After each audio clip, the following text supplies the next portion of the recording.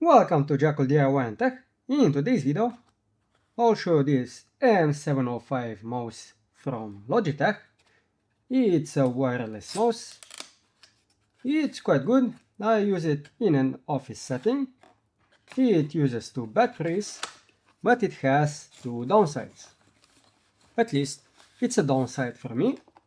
So it looks like this. It's quite decent.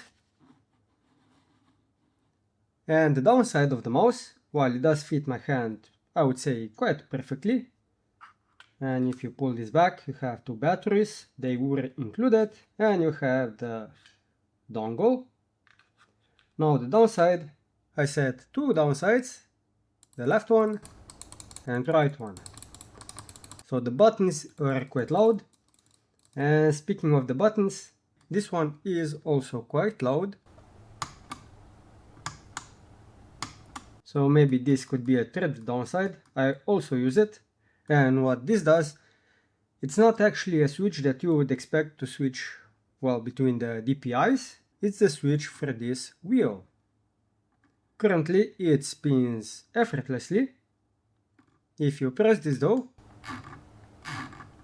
now it has a step mode. And it is a little bit more precise if you need it. But the scroll wheel also has its own issue, at least to me, and I didn't know about it until I started using the mouse. Depending on what you use, if you just click in anytime, well, it may happen that you will press a little bit to the right or a little bit to the left, and you may have this going on, so vertical and horizontal scrolling. I did not know that this is a thing, at least not with this mouse. So when I'm using the mouse to do any kind of work that needs, me pressing and holding the middle mouse button or the scroll wheel, it often happens that I press a little bit crooked to the left or to the right, and I just don't like that. Maybe that can be disabled using the software, but I don't like to use bloat. So no software for me, and I'll see if I can fix it or remove it. So first things first, we need to get to the buttons, and I imagine we have some screws between or below the pads. So let me get something pointy to get the pads off, and hopefully the glue stays on the pads. So that is screw number 1. This one did not go off as well as the first one. Oh well, nothing I can do about it. There might be another screw below here, I will see. So apparently that was missing 2 screws. I went over the label and we have 1 screw right here and the other one on this side. So let me just poke this, and yeah, we have 1 screw and the second one, and now this should come off.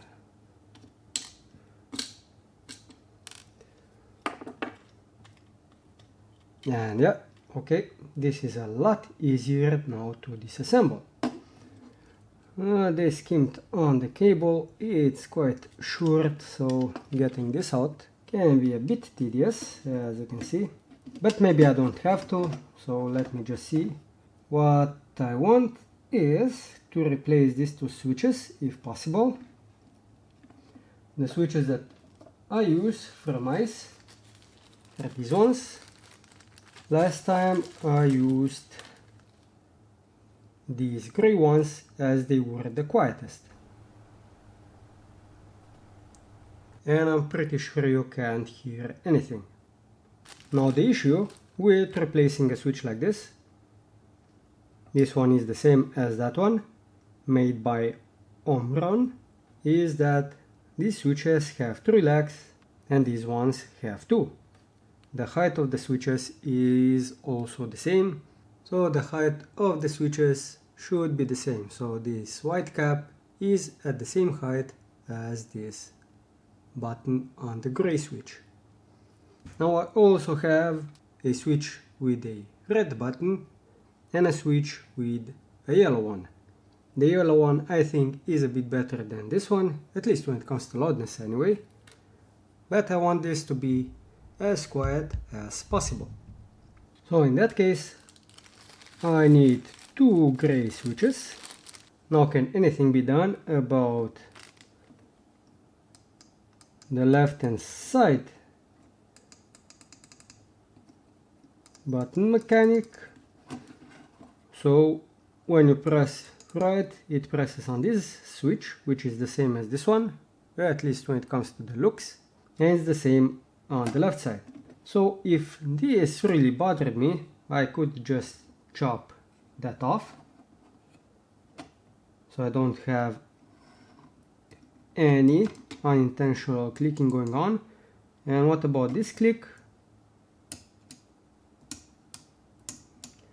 Yeah, I don't like this one at all.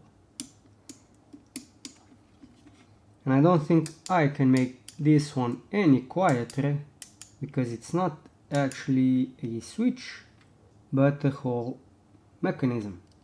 In any case, I have to get the PCB off if I want to replace those 2 switches. I see 2 screws here, so I do have to take something off to get to those 2 switches.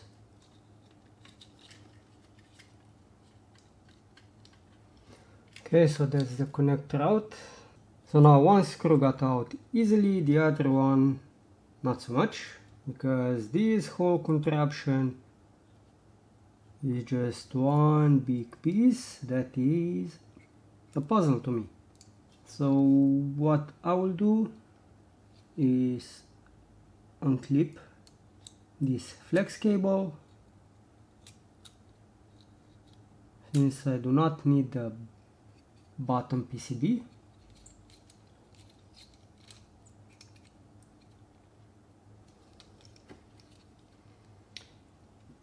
A little bit of persuasiveness goes a long way, so you can take these 2 screws out like so. Now will that do any good? No idea, no, nothing much. So I do see one screw below this whole contraption as well, so that is why it's not moving.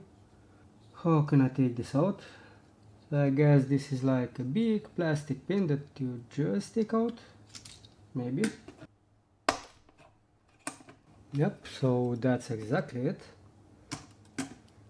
So you take this pin out, and can I take this off? I can. Awesome. So yeah, as you can see, this is a whole mechanism, and this section cannot be made any more silent than it is. So we actually have 2 more screws, and then we'll be able to take out the PCB. And also I just noticed we have two springs on the front. Haven't seen that yet.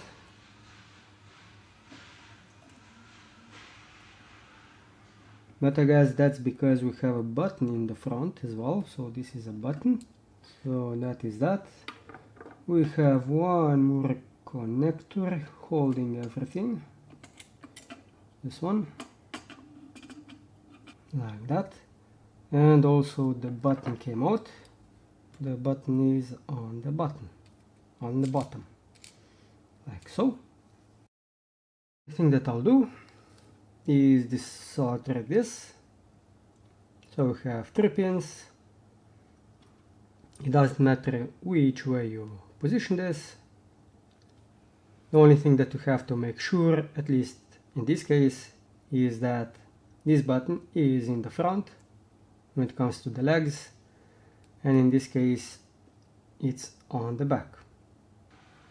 So basically the buttons will be like so, instead of the 2 big switches. To help with the soldering something like this, you can use a suction doohickey, And maybe also use some wick if you need to, or maybe first add some more flux that is a little bit softer than the one used originally. So let's see how this goes.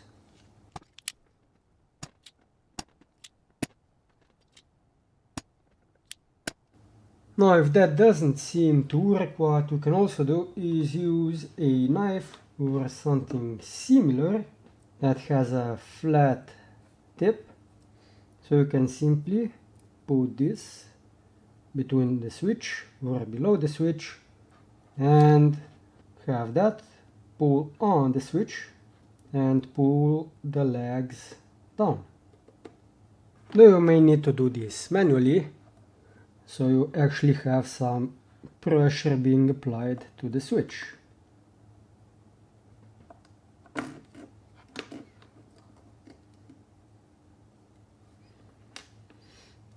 That's one switch out. This board is thick and no other components are in the way. So now I can also put a switch back in. But before I do, maybe I should at least have the holes clear of any solder. Though I would need to use a wick. So let me see if this will do anything. First time using it. So no clue how well this will do. And it would seem that instead of wicking this thing off, it actually soldered on, which is not what I wanted.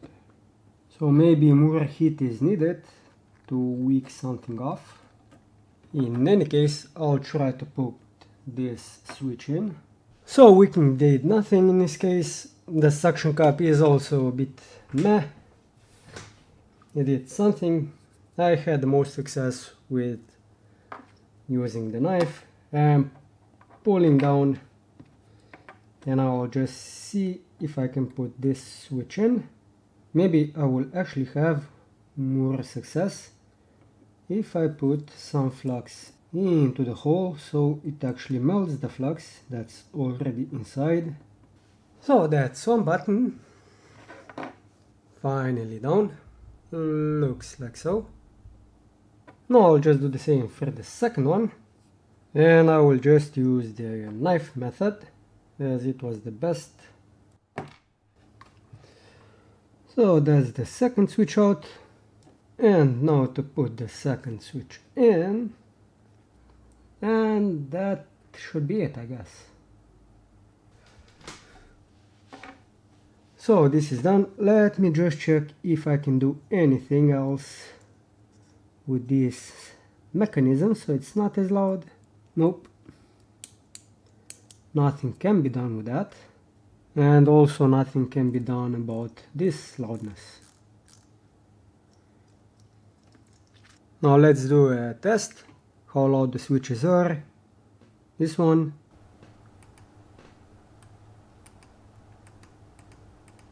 I can hear this one. I can also hear this one, but it's definitely not as loud as this one. So these two are clicky switches, these two are not, so at least the mouse should be quiet when I do some clicking sounds. I will now put this back in, so I think this should go in. Then we have to put the PCB in, make sure that the button is still in, then we put this in, put the mouse scroll wheel. Okay, so when you click the mouse button, the scroll wheel in, this is the button that it actually clicks. So the front button that was being protected. This is the middle mouse button. Okay. Don't forget to put the ribbon cable connection back in. Screw this down using the two screws. So actually maybe I should have done this after. so I can easily screw that in place, and I will do just that.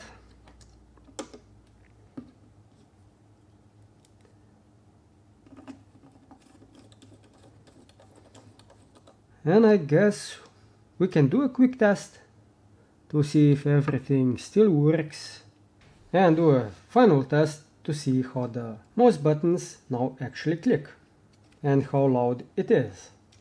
I see I've forgotten one thing, two things actually, so I have to open this back up. The thing that I have forgotten were the two tiny springs that you probably don't see because they are tiny and they go below this contraption for the middle mouse button. So put the two springs back in, and this should now be it. Now you do need the springs underneath, otherwise the middle mouse button could continuously be clicking, and you definitely don't want that to happen. Now what usually happens is that I put everything back together and later I see that I've forgotten something. This time I luckily saw that the springs were still missing. And now let's take a listen how loud the buttons are. Previously I did not use the lapel microphone to test the switches when I was pushing the buttons, but now I will.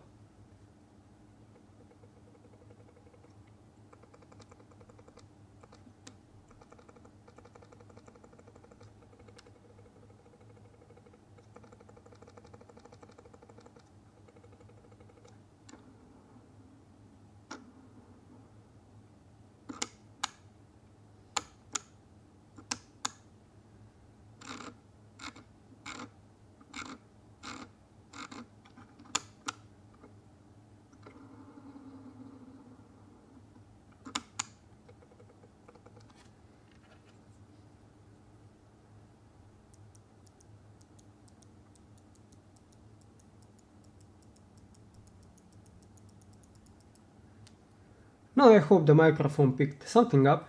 I definitely know that it picked up all of the loud switches. If it picked up the quiet ones, I don't know, but if it did not, that only shows how quiet the switches actually are.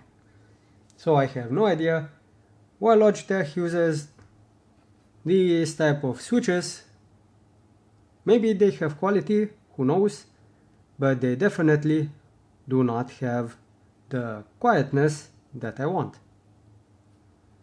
Now, if it so happens that you want to make a mouse quieter when it comes to the left and the mouse button, you can do so with any mouse by using switches like these ones.